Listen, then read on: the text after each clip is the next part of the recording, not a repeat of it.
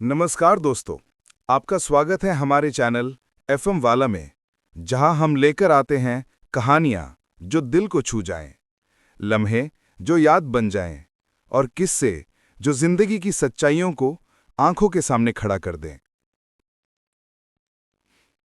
आज की कहानी भारतीय साहित्य के महान लेखकों में से एक मुंशी प्रेमचंद की अमर रचना पर आधारित है। ये कहानी है कफन। कहानी शुरू करने से पहले अगर आप चैनल पर नए हो तो चैनल को सब्सक्राइब कर लें और बेल आइकन को प्रेस कर लें, जिससे आप लोगों को अगली कहानी का नोटिफिकेशन सबसे पहले मिले। चलो तो और देर नहीं करते हैं और शुरू करते हैं आज की कहानी कफन। ये कहानी के मुखिया पात्र हैं बोधिया और उसका पति माधव और माधव के पिता घीसू।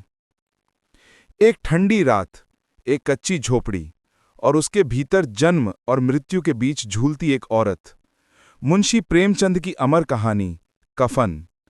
गरीबी, बेबसी और मनुष्य की टूट चुकी संवेदनाओं की सबसे तीखी तस्वीर। आज हम सुनेंगे वही दर्द, वही कटाक्ष, वही सच्चाई। घीसू और माधव की दुनिया। झोपड़ी के बाहर एक छोटी सी आग जल रही है। उस आग के सामने बैठे हैं घीसू और उसका बेटा माधव। दोनों आलू भून रहे हैं, जैसे दुनिया में कोई दुख नहीं, जैसे अंदर तड़पती बुद्धियां उनकी नहीं किसी और की हों। घीसू हंसकर कहता है, भगवान की माया है बेटा, जो होगा देखा जाएगा। माधव थकी हुई आवाज में, बाबू वो बहुत दुख झेल रही है, कुछ कर नहीं पा रहा। पर दोनों बैठे हैं क्योंकि ये दोनों जीवन भर काम से दूर भागते रहे और आज भी जिम्मेदारी उन्हें छू तक नहीं रही है। बुधिया का दर्द और बाहर की बेरुखी। झोपड़ी के भीतर बुधिया प्रसव पीड़ा में कराह रही है। न दाई, न मरहम, न दवा।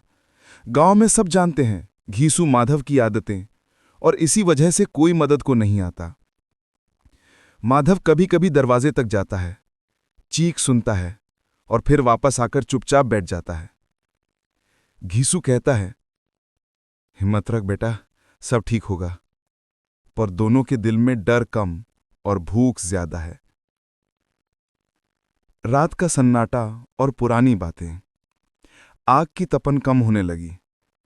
रात गहरी होती गई और बुधिया की आवाज कभी तेज, कभी हल्की। घीसू पुराने किस्से सुनाने लगता है, कैसे एक बार खेत मालिक ने डांटा था, कैसे एक बार 3 दिन भूखे रहे और कैसे ये दुनिया हमेशा गरीबों को कुचलती आई है।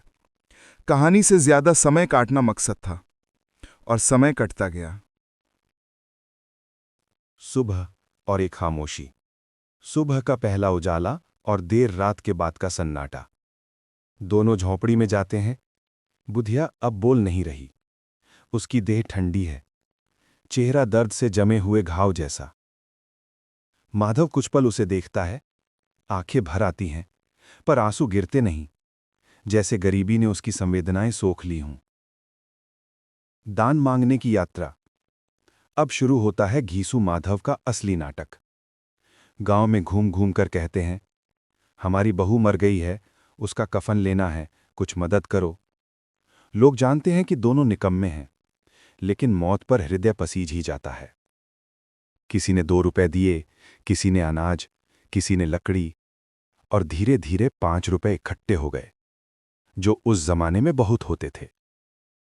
गांव वालों के मन में संतोष, कफन लिया जाएगा, संस्कार होगा। बाजार की राह। पर घीसू और माधव का इरादा कुछ और था।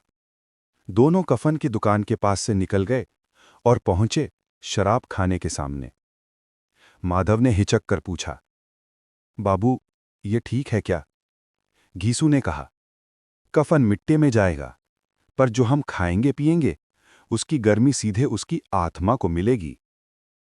ये वाक्य समाज पर सबसे गहरा तंज है। शराब खाने का नशा। दोनों शराब मंगाते हैं, ताजी पूड़ियां, हलवा, मिठाई और गरम गरम तवा भोजन।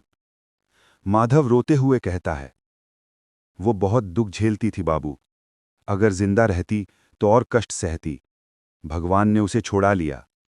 घीसू हंसता है, बहू की आत्मा खुश होगी बेटा, हम उसके नाम पर दावत कर रहे हैं। दोनों पूरी रात खाते रहे, पिए और हंसते रहे, जबकि उनकी पत्नी और बहू अकेले जलने को छोड़ दी गई। समाज का दर्पण। अगले दिन गांव में चर्चा फैल गई। कफन के पैसे शराब में उड़ा दिए गए।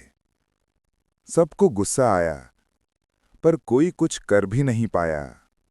ये दो निकम्मों की कहानी नहीं, ये गरीबों की टूटी हुई व्यवस्था का आईना है, जहां भूख दर्द से बड़ी होती है और गरीबी इंसानियत को चुरा लेती है। अंतिम दृश्य। रात गहरा चुकी थी। कहीं दूर लकड़ियां जल रही थीं।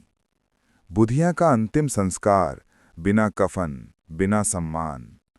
घीसू और माधव नशे में डगमगाते घर लौटे, मुंह पर अजीब सी संतुष्टि, जैसे उन्होंने कुछ अच्छा किया हो। उनके लिए बस इतना ही काफी था कि आज पेट भर गया। कहानी का संदेश। कफन सिर्फ एक कहानी नहीं, ये समाज का वो कटु सत्य है, जहां गरीबी इंसान की संवेदना, प्यार और कर्तव्य सबको निगल जाती है। ये हमें सोचने पर मजबूर करती है कि क्या सच में घीसू माधव दोषी हैं, या वो व्यवस्था जिसने उन्हें इस हालत में पहुंचाया।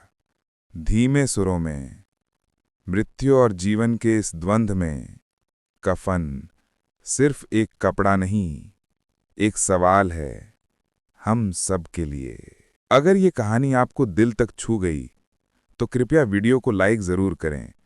यदि आप ऐसे ही कहानी सुनना चाहते हैं, तो चैनल को सब्सक्राइब कर लें। और अगली कहानी कौन सी चाहिए, कमेंट करके जरूर बताइए। मैं फिर मिलूंगा एक नई कहानी के साथ, एक नई आवाज के साथ, आपके अपने चैनल पर। आपका धन्यवाद।